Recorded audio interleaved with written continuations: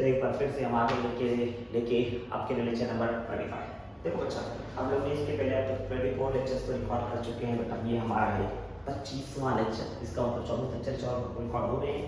तो प्लीज़ अगर आपने वीडियो को नहीं देखा है तो कृपया जाएं और इन वीडियो को पहले देखें, उसके बाद लेक्चर्स को भी अटेंड करें। आज का एक टॉपिक लेने वाला सिर्फ रिजोल्यूशन ऑफ वेक्टर। आज मैं आपको रिजोल्यूशन ऑफ वेक्टर के बारे में सारे कंसेप्ट दे दूंगा कि कैसे करते हैं, क्यों करते हैं और कहाँ अप्लाई करना चाहिए। अरे हाई नहीं है तो आजा बेटा स्टार्ट करते हैं रेजोल्यूशन ऑफ वेक्टर को। जैसे ऐसे बताऊंगा कि आप कहीं पर भी इसको अप्लाई करना आपके लिए बहुत ईजी होगा। समझ में आ रहा है बेटा? मुद्दा क्या है बेटा आपका? बेटा रिजोल्यूशन वेक्टर। क्या वेक्टर बेटा? Resolution of vector. क्या होता है रिजोल्यूशन ऑफ वेक्टर? है ना, क्या होता है रिजोल्यूशन वेक्टर? इस बात को थोड़ा सा डीप में समझते हैं, है ना। रिजोल्यूशन का मतलब क्या है? रिजोल्यूशन का मतलब होता है बेटा, रिजोल्यूशन वेक्टर मतलब किसी वेक्टर को रिजॉल्व करना, है ना। रिजोल्यूशन ऑफ वेक्टर का अर्थ होता है बेटा वेक्टर को रिजॉल्व करना। किसका अर्थ करना बेटा? वेक्टर को क्या करना बेटा? रिजॉल्व करना, है ना। सवाल ये है कि वेक्टर को रिजॉल्व करना कब पड़ता है? वेक्टर को रिजॉल्व करना कब पड़ता है? क्या हमको हमेशा वेक्टर को रिजॉल्व करते हैं? नहीं, हमको कहीं पर भी वेक्टर को रिजॉल्व करने की जरूरत नहीं है। हमको वेक्टर को रिजॉल्व तभी करने की जरूरत है जब क्या दिखे बेटा तुमको? वो वेक्टर अनबैलेंस दिखे। क्या दिखे बेटा? अनबैलेंस। कभी भी कंडीशन ऐसा है जहां पर वेक्टर तुमको एक से ज्यादा वेक्टर है और वेक्टर अनबैलेंस हो। कैसे बेटा? वेक्टर अनबैलेंस हो तो हमको क्या करना चाहिए बेटा? रिजोल्यूशन ऑफ वेक्टर यूज करना चाहिए, है ना। मैंने क्या बोला? रिजोल्यूशन वेक्टर मतलब वेक्टर को रिजॉल्व करना। अरे है नहीं, वेक्टर को अगर बेटा रिजॉल्व करना, रिजॉल्व कब करना है? जब भी क्या है बेटा वेक्टर अनबैलेंस है तो आपको क्या करना चाहिए बेटा? रिजॉल्व करना। अच्छा, अनबैलेंस है तो रिजॉल्व वेक्टर को रिजॉल्व करना है। सर एक बात बताओ, वेक्टर को रिजॉल्व करना मतलब कैसे रिजॉल्व करना है? ठीक है, वेक्टर को रिजॉल्व करना मतलब वेक्टर को उसके ही कंपोनेंट में बांटना। वेक्टर को रिजॉल्व करना मतलब क्या करें? वेक्टर को उसके ही कंपोनेंट्स में बांटना, उसके ही कंपोनेंट्स में बांटना। ये कहते हैं बेटा एक्चुअली क्या होता है? ये रिजोल्यूशन ऑफ वेक्टर होता है। है नहीं, जब हम लोग वेक्टर को उसके ही कंपोनेंट में बांटने लगेंगे तो हम लोग बोलेंगे हमने क्या किया? रिजोल्यूशन, है ना। वापस बोल रहा रिजोल्यूशन वेक्टर का इस्तेमाल कर रहे हैं। रिजोल्यूशन वेक्टर का मतलब क्या होता है बेटा? वेक्टर को रिजॉल्व करना। वेक्टर को रिजॉल्व करना मतलब क्या होता है बेटा? वेक्टर को उसकी कंपोनेंट्स में बांटना। अब ये इस्तेमाल कब करना है? याद रखना कब इस्तेमाल करना है? जब वेक्टर क्या होता है? अनबैलेंस। जब वेक्टर क्या होता है? अनबैलेंस। आज का याद रखना बेटा, जब भी वेक्टर अनबैलेंस हो तो हमको क्या करना पड़ेगा? रिजॉल्व करना पड़ेगा। रिजॉल्व करना मतलब क्या है बेटा? उसको उसके कंपोनेंट में बांटना। अरे है नहीं, इस चीज को हमेशा याद रखना, हमेशा याद रखना। समझ में आ रहा है बेटा? है ना। अब मैं इस चीज को थोड़ा सा क्लियरिटी लाऊंगा। क्या करता हूं बेटा? क्लियरिटी में क्या होता है बेटा? जब भी वेक्टर अनबैलेंस होगा, वेक्टर अगर क्या बेटा अनबैलेंस होगा, क्या होगा बेटा? अनबैलेंस। आप थोड़ा सा, है ना, क्या बोला मैंने बेटा? जब भी वेक्टर, देखो मेरे वर्ड्स को ध्यान देना बेटा। अगर वर्ड्स को ध्यान दोगे ना बेटा बहुत इजी होता है। अरे है नहीं, अगर वर्ड्स यहाँ वहां होते तो फिर कहानी खत्म हो जाएगी, तुमको फिर डाउट आने लगेगा सर कैसे किया, क्यों किया। अरे है नहीं, फोकस बोलो। जब भी वेक्टर अनबैलेंस होगा, वेक्टर क्या होगा बेटा? अनबैलेंस होगा। हमको क्या करना पड़ेगा? उसको बेटा उसको रिजॉल्व करना होगा। क्या करना होगा बेटा? उसको रिजॉल्व करना पड़ेगा। समझ में आ रहा है बेटा? रिजॉल्व करना पड़ेगा। अच्छा, रिजॉल्व करना पड़ेगा मतलब, रिजॉल्व करना मतलब क्या होता है? रिजॉल्व करना मतलब उसके ही कंपोनेंट में उसको बांटना, उसके ही कंपोनेंट में उसको बांटना, उसके ही कंपोनेंट में इसके बांटना, कंपोनेंट्स में बांटना। ये तुमको समझना आना चाहिए। समझ में आ रहा है बेटा? जब भी वेक्टर अनबैलेंस होगा हमको क्या करना पड़ेगा? उसको रिजॉल्व करना पड़ेगा। रिजॉल्व करना मतलब उसके कंपोनेंट में बांटना। सर कितने कंपोनेंट में बांटना? दो कंपोनेंट्स में। कितने कंपोनेंट बेटा? दो कंपोनेंट्स में। समझ में आ रहा है बेटा? कितने कंपोनेंट बांटना हमको बेटा? हमेशा दो कंपोनेंट्स में। याद रखना दो कंपोनेंट्स, और हमेशा याद रखना दो कंपोनेंट्स बांटना है बेटा। और दोनों कंपोनेंट कैसे होने चाहिए बेटा? परपेंडिकुलर टू ईच अदर, है ना। दीस टू कंपोनेंट्स कैसे होने चाहिए बेटा? दीस टू कंपोनेंट्स, है ना।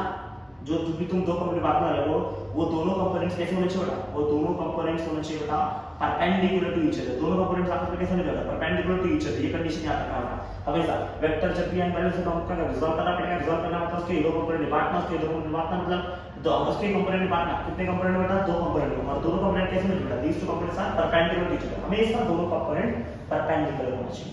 अब जब उसमें दो कंपोनेंट आएगा तो उसमें एक कंपोनेंट आएगा बेटा in terms of sin theta. In terms of किसमें आएगा बेटा? In terms of sin theta में आएगा। और एक आएगा बेटा in terms of cos theta में। एक किसका होता है बेटा? एक in terms of sin theta का और एक इन टर्म्स ऑफ क्या बेटा? cos theta. मतलब एक क्या होगा बेटा? sin कंपोनेंट है। एक कौन सा कंपोनेंट है बेटा? sin कंपोनेंट होता है। और एक क्या होता है बेटा? cos component. एक क्या होता है बेटा? sin कंपोनेंट, दूसरा क्या होता है बेटा? cosine component. समझ में आ रहा है बेटा? एक sin कंपोनेंट होगा, दूसरा कौन सा कंपोनेंट होगा बेटा? sin कंपोनेंट, दूसरा क्या होगा? cosine component. ये हुआ बेटा एक्चुअल वेक्टर को मैं समझाया था कि वेक्टर का इस्तेमाल कर रहे हैं, इसमें क्या क्या आएगा। अब मैं तुमको समझाता हूं कैसे आएगा। समझ में आ रहा है? डॉक्टर से पूरी बात कर रहा हूं। क्या बोला मैंने? वेक्टर को रिजोल्यूशन वेक्टर होता कहता है वेक्टर को रिजॉल्व करना, वेक्टर को रिजॉल्व करना, वेक्टर को उसके कंपोनेंट बांटना। और ये कब इस्तेमाल करते हैं? जब वेक्टर अनबैलेंस में। जब वेक्टर क्या होगा बेटा अनबैलेंस्ड होंगे तब हम इसका इस्तेमाल करने वाले हैं। तो आप याद रखना वापस से, है ना। अब कहानी ऐसे में शुरू करना, कहां से शुरू करना है, जब भी वेक्टर तुमको अनबैलेंस दिखा, है ना, जब भी वेक्टर अनबैलेंस होगा क्या करना पड़ेगा, रिजॉल्व करना पड़ेगा। रिजॉल्व करना मतलब उसके दो कंपोनेंट बांटना, उसके दो कंपोनेंट बांटना है कितने कंपोनेंट में, सॉरी उसके कंपोनेंट बांटना, उसके कितने कंपोनेंट बेटा दो कंपोनेंट, दोनों कंपोनेंट कैसे होने बेटा परपेंडिकुलर टू ईच अदर, कैसे होने बेटा परपेंडिकुलर टू ईच अदर। उसमें से एक कंपोनेंट होगा in terms of sin theta, इसको बोलेंगे sin कंपोनेंट, और एक होगा बेटा in terms of cos theta, इसको बोलेंगे cosine कंपोनेंट। क्या ये बात सबको समझ में आ रही है बेटा? अरे हां यार, जिसमें आपको समझाता हूं, जैसे कोई r एक वेक्टर है, ऐसा कोई वेक्टर, अब ये अनबैलेंस है, हमने फिलहाल थोड़ी सी देर अनबैलेंस है कि लेकिन एक बार मान लो कि ये अनबैलेंस है, क्या है बेटा ये अनबैलेंस है, उसको रिजॉल्व करना पड़ेगा बेटा। अब ये रिजॉल्व कितने तरीके से करते हैं, ये r वेक्टर है ना, इसको रिजॉल्व करने के बहुत सारे तरीके हैं। देखिए हमें सब r ही वेक्टर का पैरेलल वेक्टर बना, समझ में आ रहा है बेटा? अब इसको रिजॉल्व करने की कितनी कहानी होती है, एक तो वेक्टर का एक कंपोनेंट इस डायरेक्शन में लेता हूं, सबको दिखा बेटा। अच्छा ये वेक्टर ऐसे ऐसे जा रहा है, समझ रहा है, राइट पे जा रहा है, कहां जा रहा है, ऊपर जा रहा है बेटा। तो एक कंपोनेंट मैंने ऐसे इसको रिजॉल्व करने है, क्या समझे बेटा? रिजॉल्व कैसे किया, दो कंपोनेंट बांटे कि बेटा, एक ये कंपोनेंट और एक ये कंपोनेंट, ये दोनों कंपोनेंट के बीच का एंगल कितना है बेटा, देखो 90 डिग्री, कितना होना चाहिए आंसर का 90 डिग्री। देख ये वेक्टर यहीं पे खत्म हुआ ना बेटा, देख सबको दिख रहा है ना बेटा, ये वेक्टर यहां तक है, ये वेक्टर यहां पे है, समझ में आ रहा है? और या तो इसको मैं बांटना आपको, मैं ऐसे मान लूंगा एक कंपोनेंट मेरा मैंने बोल दिया ऐसे गया, एक कंपोनेंट मेरा कैसे गया बेटा, मैंने बोला ये वेक्टर जो ऐसे जा रहा है एक्चुअली कैसे जा रहा है, ऐसे जा रहा है, थोड़ा सा ऊपर जाना है। अरे हां नहीं यार, अरे क्या दो कंपोनेंट वापस आया बेटा, देखना यहां तो क्वेश्चन था ये पहुंचा दिया, एक वेक्टर दूसरा कंपोनेंट देख गया कि नहीं गया बेटा? अरे मां ओ माय गॉड, क्या बात है, मजा आ गया है। वापस जाएंगे, है ना यार, ये जो r है देखो यही r बात है, इसको तुम हॉरिजॉन्टली और वर्टिकली रिजॉल्व कर सकते हो, तुम चाहो तो किसी और एंगल पे रिजॉल्व कर सकते हो। लेकिन अगर तुमने मान लो ये एक वेक्टर ऐसे रिजॉल्व किया, दूसरा कैसे रिजॉल्व करना है, ऐसे रिजॉल्व करना है। यदि मान लो तुमने एक वेक्टर रिजॉल्व करने की ट्राई किया बेटा, ऐसे कैसे रिजॉल्व करने की ट्राई किया बेटा, थोड़ा सा टेढ़ा, कैसे टेढ़ा बेटा, थोड़ा सा टेढ़ा। अगर मान लो तुमने थोड़ा सा टेढ़ा किया तो तुम क्या बोलोगे बेटा, ये वेक्टर कहां जाएगा बेटा, यहां तक जाएगा ना, ये यहां तो रिजॉल्व कर दिया। अगर ये वेक्टर तुमने ऐसे रिजॉल्व किया तो इसका दूसरा वेक्टर कैसे रिजॉल्व, जस्ट इसके परपेंडिकुलर, एक ऐसा तो दूसरा ऐसा। अरे आपको दिख रहा है क्या बेटा? अरे है नहीं है, याद रहे ये दोनों कंपोनेंट आपस में कैसे बचे बेटा परपेंडिकुलर, और जितना वेक्टर चल रहा है उतना ही चलाना है बेटा, ज्यादा चलाने की जरूरत नहीं है। देखो ये कहां से कहां गया बेटा, सबको दिख रहा है? अरे गया कि नहीं है बेटा, तुमको दिख रहा है नहीं दिख रहा बेटा, थोड़ा बहुत फर्क अरे है नहीं, इसमें अगर सेकंड और थर्ड का फर्क दिखानी आपको, फिर भी समझाना पड़ेगा। तो चलो एक बात कंपोनेंट मान लो तुमको मान लो वेक्टर दे रखा था r1, तो इसको तुमने रिजॉल्व कर दिया ऐसे, एक कंपोनेंट ऐसे, तो दूसरा कंपोनेंट कहां जाएगा, ऊपर। और है नहीं है, समझ में आ रहा है यार? इसमें से एक कंपोनेंट कौन सा कंपोनेंट बेटा, cos कंपोनेंट, और एक होगा बेटा sin। क्या याद रखना बेटा, जैसे एक को ऐसे रिजॉल्व किया दूसरा जस्ट उसको परपेंडिकुलर, एक को ऐसे रिजॉल्व किया दूसरा उसके जस्ट परपेंडिकुलर, एक ऐसे रिजॉल्व किया दूसरा उसके जस्ट परपेंडिकुलर। ये याद रहे बेटा, ये वेक्टर से जब तुम यहां पर परपेंडिकुलर ड्रॉप करो तो वो दोनों मिलने भी चाहिए, समझ में आ रहा है बेटा? अरे है यहां से परपेंडिकुलर इसके ड्रॉप करो, यहां से परपेंडिकुलर इसके ड्रॉप करो, वहीं तक ये वेक्टर जाएगा। अरे है नहीं है, ऐसे रिजॉल्व करना, क्या करना बेटा, रिजॉल्व करना। मतलब मुद्दा क्या है, वेक्टर को रिजॉल्व करना है, मतलब एक कंपोनेंट मान लीजिए r था तो एक कंपोनेंट आएगा बेटा x एक्सिस पे जनरली, और एक कहां आता है बेटा y एक्सिस पे। ऐसा कोई मुद्दा लिखा हुआ है क्या बेटा, सिर्फ x और y पे होगा बेटा, ऐसा कहीं पे लिखा हुआ नहीं है। लेकिन हमको जनरली कहां से रिजॉल्व करते हैं, x और y पे रिजॉल्व करते हैं, समझ में आ रहा है बेटा? मतलब मैंने रिजॉल्व किया, समझ में आ रहा है? तो इसमें ये कंपोनेंट को बोल दिया x कंपोनेंट, rx बोल दिया, और ये कंपोनेंट को बोला y कंपोनेंट। अब इसमें से एक क्या होगा in terms of cos theta और एक क्या होगा in terms of sin theta. अच्छा कैसे cos थीटा और कैसे sin थीटा होगा, तो याद रखना हमको इनमें से किसी एक के बीच का एंगल बताना चाहिए, या तो रिजल्टेंट का x कंपोनेंट से या तो रिजल्टेंट का y कंपोनेंट से। सर क्या ये एंगल हमको हमेशा पता रहेगा? हां, कहीं क्वेश्चन में दिया रहेगा, जहां पर तुमको अप्लाई करना होगा वहां पर एंगल का डेटा दिया होगा। मान लेता हूं मुझे ये कंपोनेंट दे रखा है थीटा, मतलब कंपोनेंट ये वाला, ये वाला कंपोनेंट दे रखा है थीटा। अगर ये हुआ थीटा तो ऐसा बोलते हैं ये बनेगा बेटा, उसके बगल वाला कंपोनेंट बनता है r cos थीटा, उसके जस्ट बगल वाला कंपोनेंट क्या बनेगा, ये r है ना, r को तुमने रिजॉल्व किया तो ये क्या बनेगा r का cos कंपोनेंट, और ये क्या बनेगा बेटा r का sin कंपोनेंट। अरे है नहीं, मतलब ये r cos थीटा बनेगा और ये क्या बनेगा r sin थीटा। वापस समझा रहा बेटा, अगर तुमने r को रिजॉल्व किया थीटा देगा, थीटा का बगल वाला कंपोनेंट क्या होगा, r का cos कंपोनेंट, और क्या होगा r का sin कंपोनेंट। सर एक बात बताओ सर, ये आपने क्या बोला हमको कुछ समझा नहीं, कैसे ये cos कंपोनेंट यही वाला क्यों हुआ, sin कंपोनेंट यही वाला क्यों हुआ, तो पता ढाई करने की जरूरत नहीं है, जरा एक बार ध्यान से देखना बेटा, चलेगा? मैं तुमको बोल रहा हूं, मैं तुमको बता रहा हूं, फिर डायग्राम थोड़ा और एक्सप्लेन करता हूं। मैंने तुमको बोला ये है मेरा rx, क्या है मेरा बेटा ये rx, ये मेरा क्या है बेटा ry, समझ में आ रहा है बेटा? तो ये मेरा रहा रिजल्टेंट, अरे है नहीं, ये रिजल्टेंट आ रहा है बेटा, तो ये दिस इज माय r1, अरे ये मेरा क्या है r1 रहा बेटा।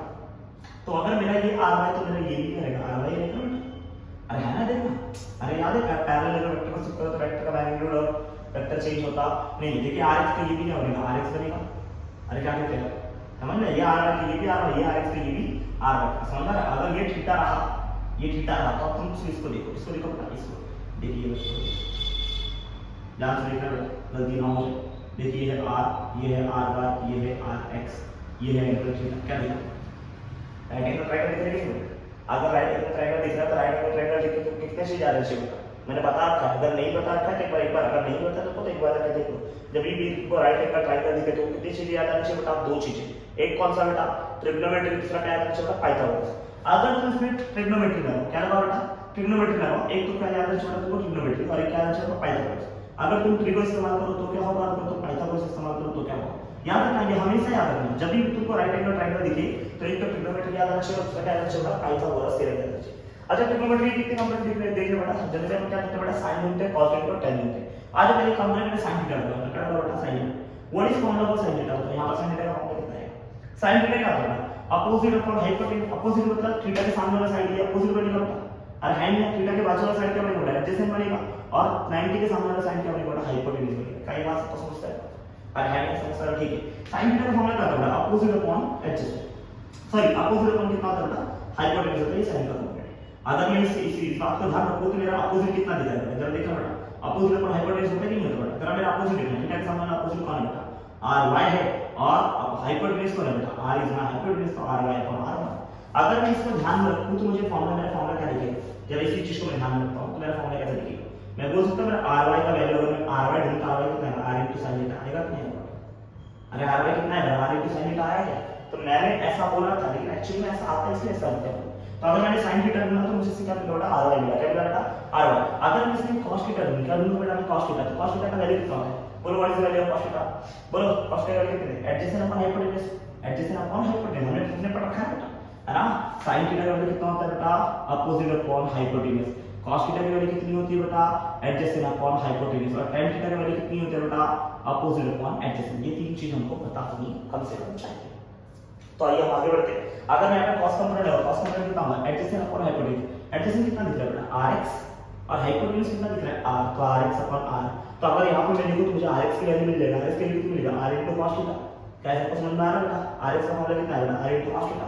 मतलब मैंने यहां पर कितनी चीजें आपको बता दी बेटा कि x कंपोनेंट है r cos थीटा और y कंपोनेंट है r sin थीटा। लेकिन x component r cos theta की ऑलरेडी थीटा यहां पर था, इसलिए r cos थीटा। अरे हां यार, अरे बोलो मेरे को, सही बात है कि नहीं बात है? अगर मैं यहां पर tan थीटा लगा दूं, क्या लगा दूं मैं? tan theta. tan थीटा का फॉर्मूला कितना है? tan थीटा का फॉर्मूला कितना है बेटा? tan थीटा होता है अपोजिट अपॉन एडजेसेंट। अपोजिट कितना दिख रहा है? r1 और एडजेसेंट कितना दिख रहा है? rx। तो यहां से हम लोग tan थीटा का फॉर्मूला लगा सकते हैं। अब यहां से rx का r मिलेगा बेटा, यहां से तो थीटा मिलेगा बेटा। थीटा अगर तुम चाहो तो थीटा मिलेगा। थीटा कैसे मिलता है बेटा? tan को रेशो होता है, tan को रेशो होता है क्या मिलेगा? tan inverse of ry upon rx मिलेगा। समझ में आ रहा है यार बेटा? पक्का पक्का को समझा बेटा? है नहीं यार? किसका फॉर्मूला लगा बेटा? tan थीटा का फॉर्मूला। इसके लिए फॉर्मूला लगा बेटा tan थीटा के। अब मैं बता रहा हूं, अगर पाइथागोरस तुमने लगाया, क्या लगा बेटा? पाइथागोरस। पाइथागोरस थ्योरम तुमको क्या दे रहा है बेटा? हाइपोटेन्यूज का पता है ना बेटा? पाइथागोरस हाइपोटेन्यूज का square equals to first side का स्क्वायर, अपोजिट का स्क्वायर प्लस एडजेसेंट का स्क्वायर। अब अगर पाइथागोरस लगाया तो व्हाट इज हाइपोटेन्यूज बेटा? r का square is equals to first side का स्क्वायर। यानी यार एक तो क्या होगा बेटा? एक तो ry का स्क्वायर आएगा प्लस कितना है बेटा? rx का स्क्वायर आएगा। तुम चाहो तो उसको आगे पीछे भी लिख सकते हो। तो व्हाट इज r का स्क्वायर कितना होगा? rx का स्क्वायर प्लस ry का स्क्वायर। समझ में आ रहा है बेटा? तो what is value of r under root of rx square plus ry square. क्या ये आपको समझ में आ रहा है यार? अरे हां यार, मतलब इन शॉर्ट जब मैंने इसको रिजॉल्व किया तो मुझे यहां से कितना डेटा कलेक्ट हुआ बेटा? एक तो अगर मेरा रिजॉल्व हुआ है वेक्टर r और उसके थीटा के बगल वाले कंपोनेंट अगर rx है तो rx के लिए कितने है बेटा? r cos थीटा आएगी। अब है ना, थीटा के बगल वाला कंपोनेंट rx है तो कितना आएगा? r cos theta. और जो दूसरा कंपोनेंट रहेगा उसका वैल्यू कितने है बेटा? r sin थीटा आएगी। क्या बात आपको समझा बेटा? तीसरा कंपोनेंट क्या होता है समझा हमने बेटा कि r का वैल्यू कितना है बेटा? अंडर रूट ऑफ, बोलो अंडर रूट कितना है बेटा? rx square plus ry square. Last component हमको कितना मिला बेटा? कि tan थीटा का फॉर्मूला कितना है बेटा? ry अपॉन rx रहेगा। क्या बात आपको समझ में आ रहा है बेटा? कोई तो बोलता है इस फॉर्मूले को ऐसे मत याद रखो, ऐसे याद रखो, theta is equal to tan inverse of ry upon rx। समझ में आ रहा है बेटा? समझ में आ रहा है बेटा? तो तुमको इतना डेटा तुमको याद रखना पड़ेगा। क्या क्या याद रखने बोला मैंने बेटा? एक तो थीटा के जो भी रिजल्ट करना उसके बगल वाला कंपोनेंट कितना है बेटा? r cos theta. और जो बचा कंपोनेंट रहेगा उसका क्या मिलेगा? r sin theta. जैसे तुमने इसको रिजॉल्व किया तुम्हारा ये कंपोनेंट थीटा था, समझ में आ रहा है? अगर ये कंपोनेंट थीटा रहा तुम्हारा, कौन सा कंपोनेंट है? ये कंपोनेंट। अगर ये कंपोनेंट थीटा रहा तो ये क्या बनेगा? ये r को रिजॉल्व किया तो ये क्या बनेगा बेटा? r cos थीटा बनेगा। और ये वाला कंपोनेंट क्या बनेगा? r sin थीटा बनेगा। जैसे मान लो ये कंपोनेंट है तुम्हारा f, क्या था बेटा? एक एग्जांपल के लिए f था और तुमने बोल दिया कि ये वाला तुम्हारा जो नीचे का कंपोनेंट ये थीटा। अगर ये थीटा इसके बगल वाला कंपोनेंट कब लेगा f cos थीटा और ये वाला जो कंपोनेंट उसका कब लेगा f sin थीटा। क्या ये बात सबको याद रहेगा? सबको याद रहेगा? अरे हाँ यार, क्या तुम लोग कंपेरिजन ढूंढना सीख जाओगे बेटा कि वेक्टर है ना? तो मैं वापस बता रहा हूं तुमको क्या होता है। मैं बोला रिजोल्यूशन ऑफ वेक्टर क्या होता है। रिजोल्यूशन ऑफ वेक्टर मतलब क्या होता है बेटा? वेक्टर को रिजॉल्व करना। वेक्टर को रिजॉल्व करना मतलब उसके ही कंपोनेंट में बांटना। और है लेकिन ये कब करते हैं? जब वेक्टर क्या होता है बेटा? अनबैलेंस। अब जब भी वेक्टर अनबैलेंस होगा हमको क्या करना पड़ेगा? उसको रिजॉल्व करना पड़ेगा। रिजॉल्व करना पड़ेगा मतलब उसको कंपोनेंट में उसके बांटना होगा। उसके कंपोनेंट बांटना वाले कितने कंपोनेंट? दो कंपोनेंट। कितने कंपोनेंट बेटा? दो कंपोनेंट। ध्यान क्या रखना है कि दोनों कंपोनेंट कैसे होने चाहिए बेटा? म्यूचुअली परपेंडिकुलर होने चाहिए। दोनों कंपोनेंट क्या होना चाहिए? परपेंडिकुलर होने चाहिए। और जब परपेंडिकुलर रहेगा तो उसमें दो कंपोनेंट में एक कंपोनेंट आएगा in terms of cos theta और एक कंपोनेंट आएगा in terms of sin theta. जो sin थीटा मैक्स बोलेंगे sin कंपोनेंट और जो cos थीटा माइनस बोलेंगे कोसाइन कंपोनेंट। अब तुमको मैंने समझाया कि एक sin थीटा आता है और एक cos थीटा आता है। कौन सा बेटा? थीटा के बदले वाला cos कंपोनेंट होगा। ठीक जो बचा क्या होगा? sin कंपोनेंट है।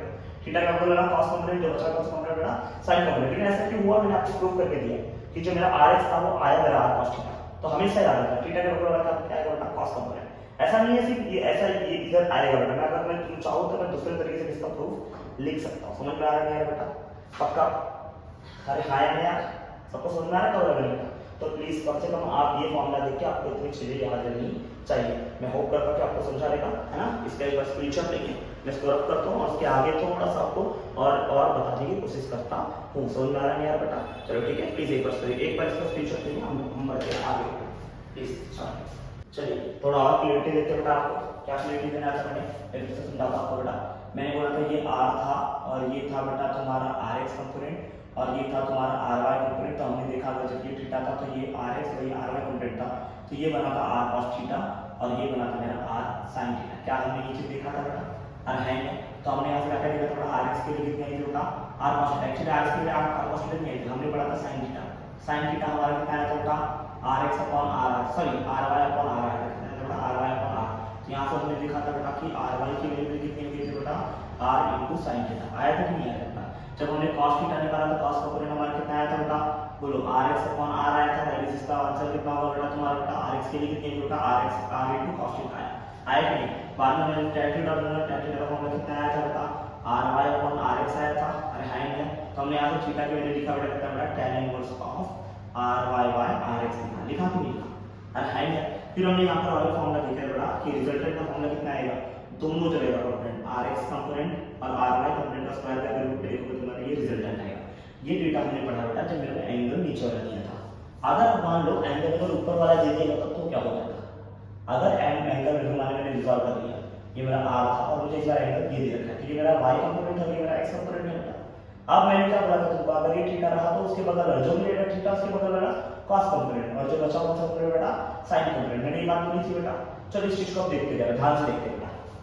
तुमको समझना चाहिए अगर ये नीचे कंपोनेंट तुम्हारा rx है ना, ये तुम्हारा r है, तो ये वाला कंपोनेंट अगर ry है तो तुमको समझना चाहिए ये भी कंपोनेंट कितना है बेटा? ry ही होने वाला है। अरे हां नहीं यार, समझ में आ रहा है बेटा? अच्छा तुमको एक बार थीटा ये वाला दिया तो ऊपर वाला देखो, कौन सा देखेंगे बेटा? ट्रायंगल ऊपर का ट्रायंगल देखते। चलो एक बार ध्यान से बेटा ऊपर का ट्रायंगल देखो, है ना? प्लीज आ जाओ। अगर थीटा ऊपर वाला दिया तो क्या करते बेटा?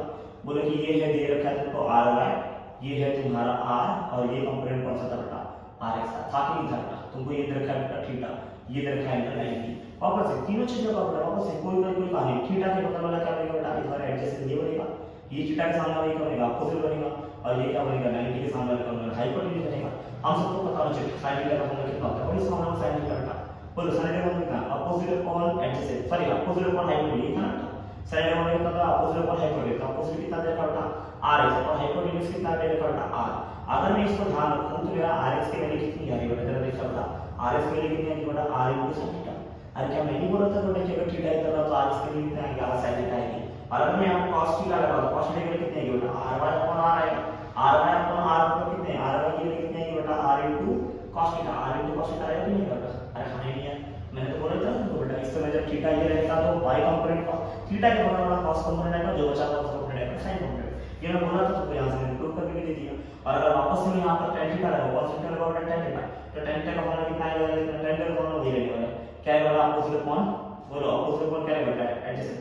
समझ रहा है? एडजेसेंट को अपोजिट अपॉन एडजेसेंट का rx अपॉन कितना आएगा बेटा? यहाँ पर ry आएगा। तो इसका आंसर कितना है? थीटा का फॉर्मूला बेटा tan inverse of rx upon R Y. अगर एंगल ऊपर से दिया है तो क्या सोचना है, नीचे से दिया है तो भी क्या सोचना है वो तुमको समझ जाना चाहिए। समझ में आ रहा है बेटा, समझ में आ रहा है। और अगर तुमको मान लो यहाँ पर आर निकालने होता था, आर के लिए नहीं पाइथागोरस थ्योरम पाइथागोरस थ्योरम क्या होता था, आर स्क्वायर मतलब हाइपोटेनस का स्क्वायर कुछ ऑपोजिट का स्क्वायर होता है, आर एक्स का स्क्वायर प्लस एडजेसेंट का स्क्वायर होता है आर वाई का स्क्वायर। अगर तुम यहाँ से आर के लिए निकाल के वापस से आर का मूल्य निकालेंगे हो जाएगा बेटा R X square plus R Y square और है नहीं इक्वल टू आर। तो यही तुम्हारा क्या है बेटा बेसिक फॉर्मूले आएंगे जो तुमको याद रखनी है।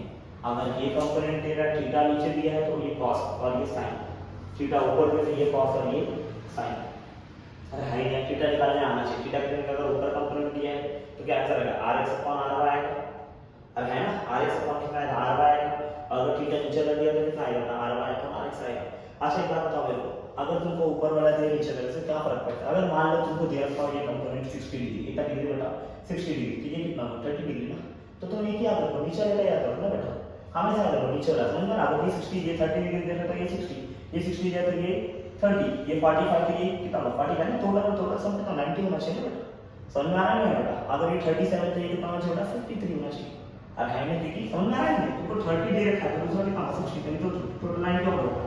अगर ये 60 दे रखा है तो दूसरा क्या मानना है 30 मान लेना बेटा तो कितना 90 होगा। अगर एक 45 दे दूसरा 45 मान लेना तो कितना 90 होगा। अगर एक 37 दे दूसरा क्या मानना है 53 मान लेना तभी तो कितना 90 होगा। अगर एक 53 दे दूसरा क्या मानना है 37 मान लेना, क्या मानना बेटा 37, तभी तो क्या होगा 90 होगा। क्या बात आपको समझ में आ रही है बेटा। अरे हाई नहीं पक्का पक्का समझ में आ रहा है बेटा।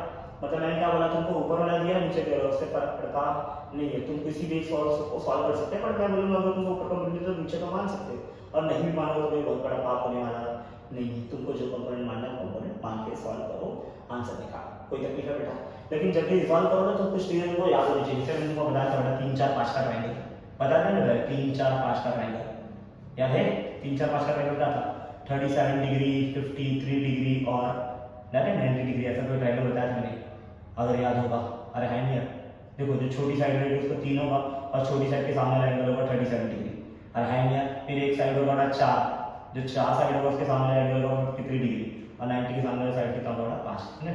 3 के सामने वाला 30 डिग्री, 4 के सामने वाला 53, 5 के सामने वाला 90, 3 4 5, 3 के सामने 37, 4 के सामने 53, 5 के सामने 90। याद रखोगे बेटा।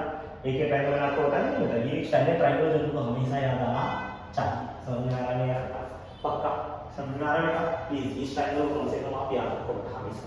अगर आपको इतनी चीजें समझ में आई बेटा तो प्लीज हम बढ़ते हैं आगे। समझ में आ रहा है बेटा।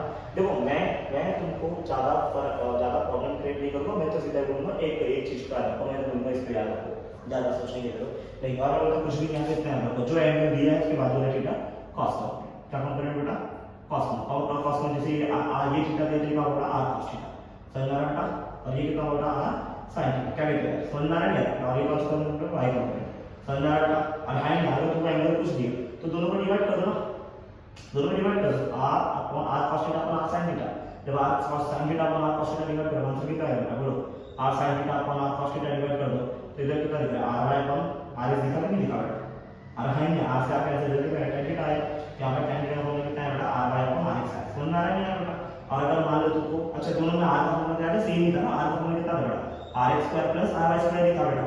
बट अगर मान लो तुमको ऊपर वाला एंगल दिया तो ऊपर वाले एंगल में तुम क्या सोचोगे बेटा, ऊपर वाला एंगल देखा ये थीटा देखा ये r देखा ठीक कितना होगा ये r cos थीटा होगा बेटा और ये कितना होगा r sin थीटा होगा। तुमको इतना भी सोचना है बेटा ये कौन सा component x component y component r y component है बेटा। अब अगर तुमको दे रखा है तुमको x कंपोनेंट पता है y कंपोनेंट पता है, अरे है नहीं तुमको पता है r का फॉर्मूला यहां भी क्या होगा सेम ही आएगा कितना आएगा बेटा r x square plus r y का स्क्वायर। ठीक है फर्क है tan का कौन है फर्क ना। अब tan का कब आएगा जब ये कंपोनेंट डिवाइड करोगे इससे ना बेटा, ये sin और ये cos है ना, sin अपॉन cos करोगे तब तो tan थीटा आएगा बेटा। यहां पे क्या डिवाइड करना चाहिए तुमको बेटा r x अपॉन r का डिवाइड करना चाहिए। समझ में आ रहा है बेटा। तो r sin थीटा अपॉन कितना होगा ये r cos थीटा हो जाएगा। समझ में आ रहा है बेटा। डिवाइड कर दो r से आके ऐसे sin theta upon cos theta tan theta direct करके कितने बेटा r x अपॉन r का। तो तुमको बेटा कोई भी ट्रायंगल जैसे फर्क पड़ता नहीं है, तो तुम दोनों कंपोनेंट को फोकस करो आंसर आ जाएगा, कहानी खत्म। समझा क्या बोला मैंने बेटा। दोनों कंपोनेंट के बारे में सोचो और आंसर निकाल दो, ठीक है चलेगा। मैं आगे बढ़ा रहा हूँ लेक्चर को। समझ में आ रहा बेटा। तुम ले लो इसका स्क्रीनशॉट, जो भी तुमको यहाँ पर समझा है खाली इसको ध्यान देंगे बेटा। मैं तो बोलूँगा सिर्फ एक छोटा सा डेटा याद रखो बस ये, और तुमको याद करने की जरूरत नहीं है, ठीक है। तो प्लीज स्टार्ट करेंगे, एक बार इसका स्क्रीनशॉट लेके हम बढ़ते हैं आगे। चलो अब देखो हमको क्या करना है बेटा, 5 क्वेश्चन मिले आगे तुम्हारे लिए लिखा है बेटा, है ना। क्वेश्चन क्या करना है बेटा, इसको रिजॉल्व करना है वेक्टर को रिजॉल्व किया हुआ बेटा, खाली इसका कंपोनेंट ढूंढना है, फाइंड करना है उसके कंपोनेंट। तो तुमको देखो ये कंपोनेंट दे रखा है, इसके दो कंपोनेंट दे रखे हैं, समझ में आ रहा है। जैसे ये वेलोसिटी दे रखा है, जिसका ये x कंपोनेंट इसको v स्क्वायर करो बेटा, और ये कंपोनेंट इसका y कंपोनेंट इसको कैलकुलेट करो vy। तुमको पता है अगर ये 30 डिग्री तो ये क्या होगा बेटा v * cos 30 डिग्री। अरे है नहीं cos कंपोनेंट होगा, ये कौन सा होगा बेटा उसका sin कंपोनेंट कि v * कितना बड़ा sin थीटा आएगा। अरे है नहीं 30 के बाजू में जो एंगल दे रखा है बाजू में cos कंपोनेंट उसका वजह तो बेटा sin कंपोनेंट। तो बताओ ये बेटा दोनों कंपोनेंट निकालना है, दोनों कंपोनेंट कितना आएगा v स्क्वायर कितना है v * cos 30 ना। अरे है नहीं तो इसका मतलब v कितना दे रखा था 30 दे रखा था, तो ये v * कितना आएगा cos 30 एक मिनट cos 30 समझ रहा बेटा। और इस वैल्यू cos 30 को बताना चाहिए, cos 30 की कितनी होती है बेटा, cos 30 की होती है बेटा अंडर रूट ऑफ 3 वैल्यू समझ में आ रहा है बेटा।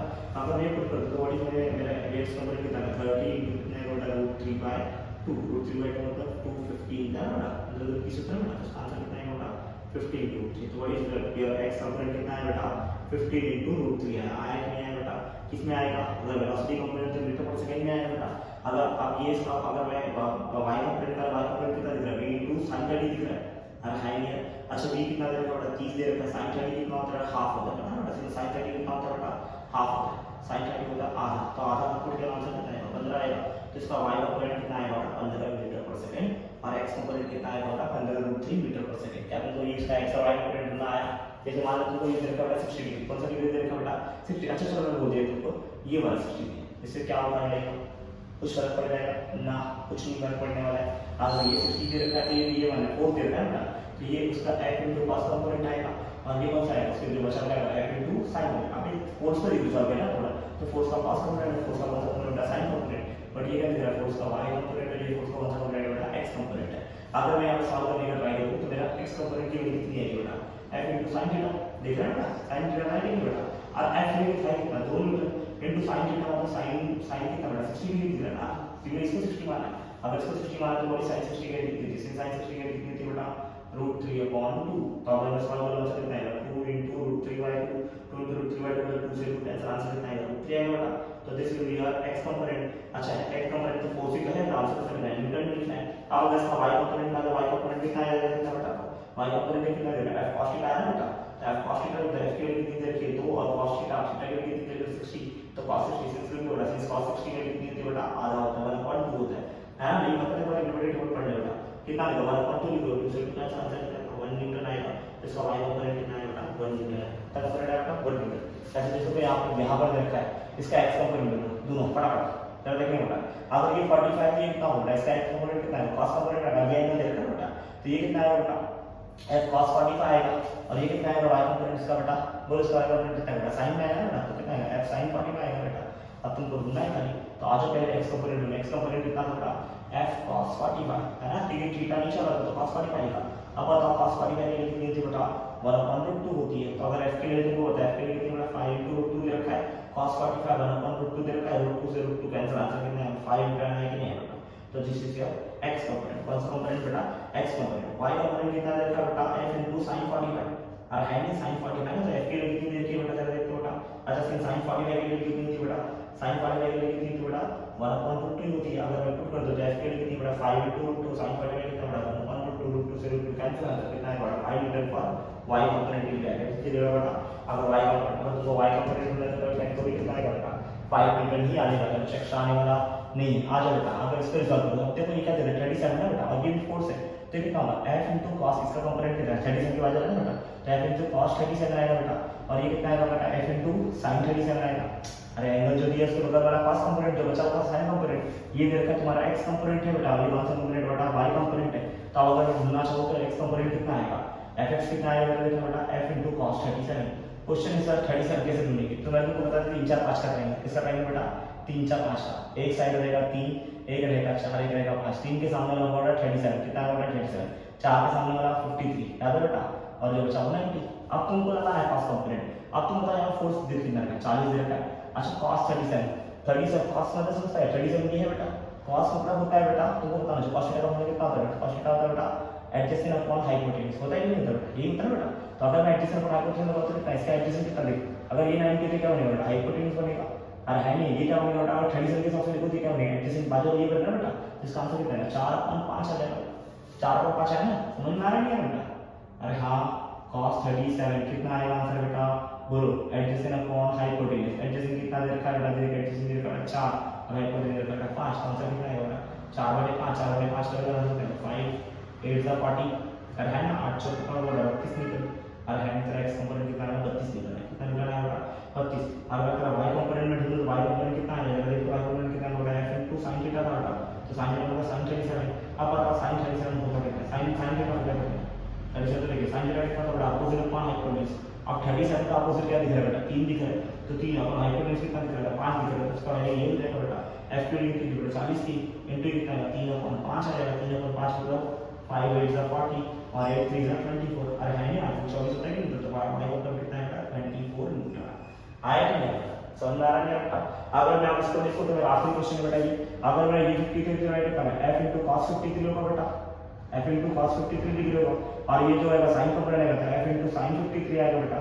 है ना तो ये कौन सा कंपोनेंट आएगा बेटा x कंपोनेंट है ये कौन सा कंपोनेंट आएगा बेटा y कंपोनेंट आएगा समझ में आ रहा है बेटा अब अगर मैं सॉल्व करने जाऊं तो मेरा x कंपोनेंट कितना है बेटा f into cos 53 question is f पता है मुझे 60 बट cos 53 निकालना पड़ेगा cos 53 की वैल्यू कितनी है cos कंपोनेंट होता है बेटा opposite upon adjust opposite upon hypotenuse है बेटा अब होगा 53 देखो 53 का अब 53 का सॉरी cos कंपोनेंट कितना है बेटा एडजस्ट अपॉन हाइपोटेन्यूज 53 का एडजस्ट अपॉन का इधर 3 इधर है देखिए हाइपोटेन्यूज सब क्या एडजस्ट है तो कितना है 3 अपॉन कितना आ रहा है हाइपोटेन्यूज बेटा 5 आ रहा है और है 3 अपॉन कितना आ रहा है बेटा 5 आ रहा है तो अगर मैं 2 करूं तो x के लिए कितना है f कितना दे बेटा 60 दे रखा है और cos 53 कितना है 3 अपॉन 5 आएगा बेटा सॉल्व करो तो कितना आएगा बोलो 12 आएगा 12 के कितने लिए 36 है ना 12 5 60 होता है 12 के कितना होगा 36 आंसर आएगा तो what is the x component बेटा इज 36 न्यूटन आएगा कितना होगा 36 न्यूटन समझ में आ रहा है बेटा अगर मैं बात करूं मैं y कंपोनेंट तो y कंपोनेंट में कितना देखा बेटा f into sin 53 अब sin 53 और sin 53 निकालना पड़ेगा वही sin 53 की वैल्यू बोलो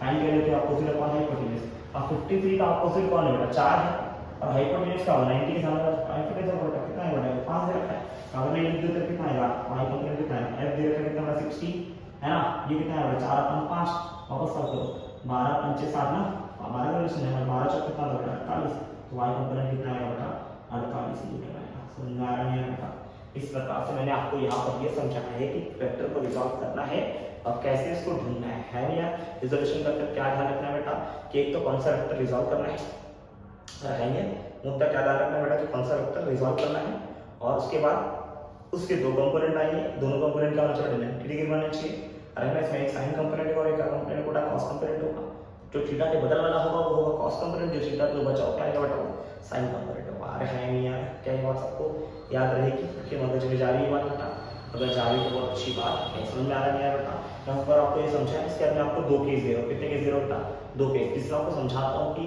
कैसे समझेगा तुमको किसको रिजॉल्व करने की जरूरत है समझना सिर्फ दो केस आप तुमको समझ जाएगा अरे है नहीं यार मैंने यहाँ पर समझाया कि रिजॉल्व किया कैसे बेटा कैसे कॉस कंपोनेंट है किसको साइन अब तुमको इतना आपका लगा कि कॉस किसको लेना साइन किसको लेना थीटा के बगल वाला कॉस जो बचा वो साइन अरे है नहीं कितना करा गया बेटा इतना कर दिया आगे तो बहुत है बेटा कम नहीं है समझ में आ रहा है तो बढ़ते हैं थोड़ा सा प्लीज इसका स्क्रीनशॉट लेके इसको नोट करके इसका हम बढ़ते बेटा आगे ठीक है चलिए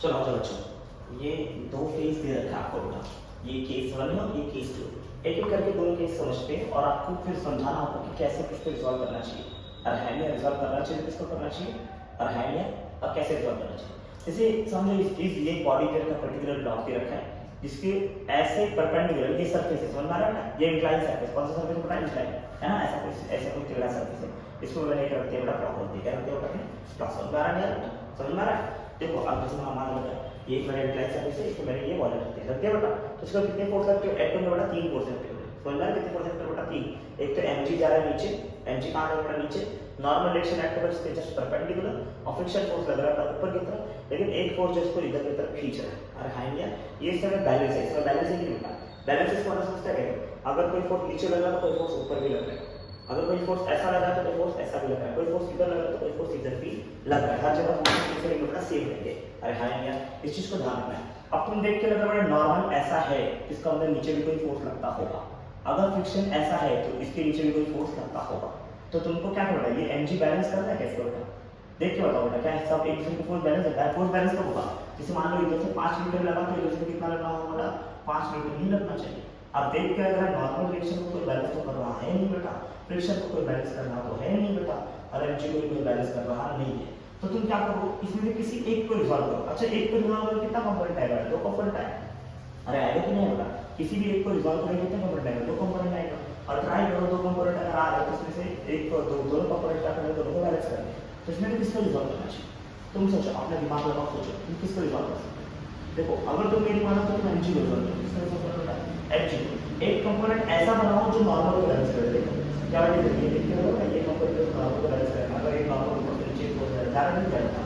अगर एक कंपोनेंट ऐसा दूसरा कंपोनेंट के परपेंडिकुलर आएगा तो क्या, अगर मैं एनजी को रिजॉल्व कर देता हूं, एनजी को रिजॉल्व एनजी को पूछो तो आप ये नॉर्मल को इसमें बैलेंस कर देगा, क्वेश्चन के बैलेंस करेगा नहीं करेगा, अरे नहीं यार। इसको रिजॉल्व कराने कैसे रिजॉल्व करना है, इसमें रिजॉल्व करना चाहिए एनजी को, इसको रिजॉल्व करना चाहिए एनजी को। तो एनजी को रिजॉल्व किया, एनजी को तुमने रिजॉल्व कर देने का तो एक कंपोनेंट ऐसे जाएगा और एक कंपोनेंट पे जाएगा, ऐसे जाएगा।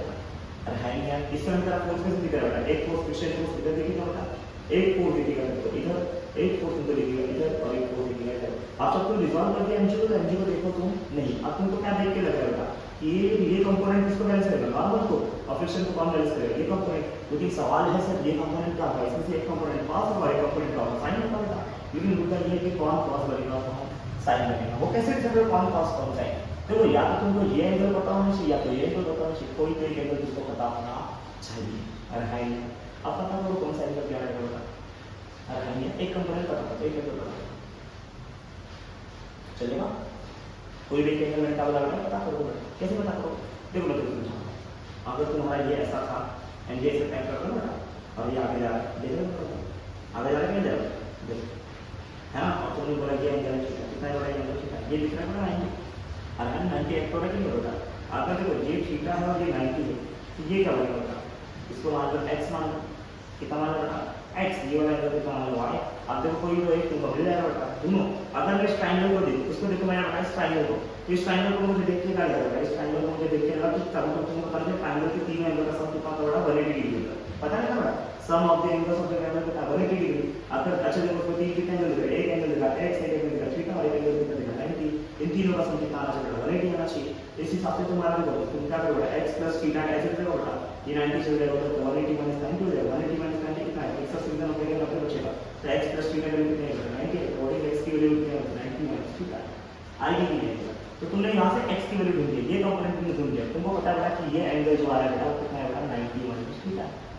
अब तुमको 90 माइनस थीटा चाहिए, थीटा चाहिए, थीटा चाहिए, तो तुमको समझना चाहिए कि ये दोनों का सम कितना आ रहा है, ये नहीं तो ये दोनों का बदले ना, ये कंपोनेंट आपस में 90 बना रहे हैं। अगर ये कंपोनेंट ये कंपोनेंट आपस में 90 बना रहे हैं और फिर तुमने देख सकता है कि ये 90 माइनस थीटा है और ये तुमने क्या माना y मान रखा है, y मान रखा मतलब कितना होगा, मतलब तुम बोलोगे 90 minus theta, 90 minus theta plus y को मिला के कितना आना चाहिए, 90 आंसर आना चाहिए।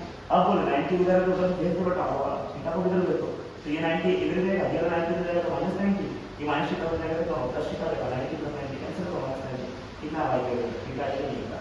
इसका अर्थ है बेटा कौन एंगल थीटा आएगा, ये वाला एंगल कौन सा आएगा, थीटा। देखो ये 90 माइनस थीटा तो ये वाला एंगल कितना आएगा, थीटा। अब अगर ये थीटा आ गया तो तुमको समझना चाहिए mg, अगर ये mg है और ये एंगल जो है ये थीटा का इंक्लिनेशन दे देता है, एंगल ऑफ इंक्लिनेशन। अगर ये थीटा तो दे रखा है तो ये वाला थीटा आया कि नहीं आया, क्योंकि ये आपके वाला ज्योमेट्री क्या बेटा, ज्योमेट्री, तुमको बीच में ज्योमेट्री अप्लाई करने आना चाहिए। चलेगा, ये थीटा पे क्या मिलेगा, ये वाला थीटा, और ये थीटा वाला क्या मिलेगा, ये बनेगा बेटा mg cos थीटा, क्योंकि थीटा का मतलब क्या cos कंपोनेंट आता है और जो बचा कौन सा कंपोनेंट बेटा sin कंपोनेंट आएगा कि नहीं आएगा। तो अब अगर मैं इस फोर्स को देखूं, अगर बैलेंस करता हूं देखो तो मुझे क्या कैसे दिखाई देगा, कुछ ऐसा दिखाई देगा, जरूर दिखाई देगा नॉर्मल गया है ऐसे सही बात है, और नॉर्मल को जस्ट नीचे आया बेटा कौन बेटा mg cos थीटा आया कि नहीं आया। फ्रिक्शन फोर्स गया है इधर, लेकिन फ्रिक्शन वजह से अपन को आया बेटा mg sin थीटा। अब मैं तुमको बोल सकता हूं कि नॉर्मल में mg cos थीटा का बैलेंस कर दिया है और फ्रिक्शन इसको बैलेंस किया बेटा mg sin थीटा को बैलेंस किया, आगे ये सब एक फिर बैलेंस कर देंगे तो तुम्हारा क्या होता है बेटा ये बॉडी लेवल में रहेगा, अदरवाइज रहने वाला नहीं। मैं होप करता हूं आपको ये डेटा समझा होगा कि यहाँ पर रिजॉल्व किसको होना चाहिए, समझ में आ रहा है बेटा। मैंने इसे रिजॉल्व किया mg को, रिजॉल्व किया क्योंकि फ्रिक्शन और नॉर्मल बैलेंस नहीं दिख रहे थे, बैलेंस करने के लिए इसको mg को रिजॉल्व करना, mg को रिजॉल्व किया एक कंपोनेंट नॉर्मल को बैलेंस कर, एक कंपोनेंट को फ्रिक्शन को बैलेंस किया। लेकिन जब मैंने थीटा का ये थीटा था, लेकिन जब ज्योमेट्री लगाया तो मुझे पता चला ये थीटा पंद्रह को चला ये थीटा बना, अब ये थीटा नहीं होना mg cos थीटा, ये होना mg sin थीटा। फिर मैंने आगे मैंने रिजॉल्व किया mg को हो जाओ भूल, mg को हो जाओ भूल तो क्या करना, नॉर्मल किसको बैलेंस किया mg cos थीटा, फ्रिक्शन किसको बैलेंस किया mg sin थीटा को बैलेंस किया। इस प्रकार से मैंने इसको रिजॉल्व करना सीखा कि अरे है नहीं, ये एक पहला केस था, कौन सा केस था बड़ा, पहला केस। अब बता रहा हूं सेकंड केस, मैं होप करता हूं सेकंड केस तुम लोग खुद से ट्राई करो। है नहीं, सेकंड केस भी कुछ ऐसा दिख रहा है, देखो ये ऑसिलेशन है, सेकंड केस बड़ा ऑसिलेशन, तुमने सुना होगा ऑसिलेशन क्या होता है, सुना है ना ऑसिलेशन, ऑसिलेशन पता है कि ऑसिलेशन होता है, वो एक पेंडुलम होता है, पेंडुलम में से बॉब ऐसे ऑसिलेट करता है। और है नहीं, जब ऑसिलेट कर रहा था तो उसने बोला इससे ना इस पॉइंट पे, समझ में आ रहा है?